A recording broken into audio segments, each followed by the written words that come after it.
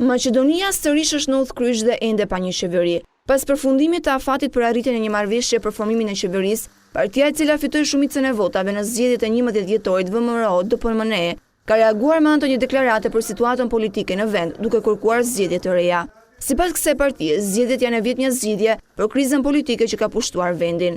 VMRO-DPMNE së bashku me koalicionin për Maqedoni më të mirë, si fituesi zgjedhjeve të fundit, beson se formimi i qeverisë duhet të synojë mbylljen e krizës politike, e jo rritjen e saj, dhe konsideron se mbajtja e zgjedhjeve të reja është vendimi i pjekur për tejkalimin e krizës dhe për përcaktimin e prioriteteve për reforma në plan të parë. Çdo zgjidhje tjetër vetëm do të çojë në konflikte të reja dhe probleme të tjera, shkruhet në deklaratën e kësaj partie.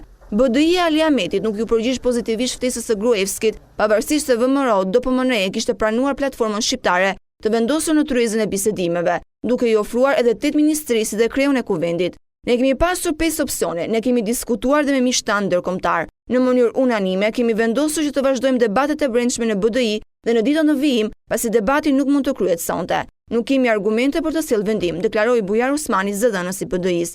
Në bazë të Kushtetutës së Maqedonisë, ende nuk dihet nëse mandati për formimin e qeverisë do t'i kalojë partisë LSDM të Zoran Zaev dhe nëse BDI do të krijonte koalicion me partinë majtiste të Zaev.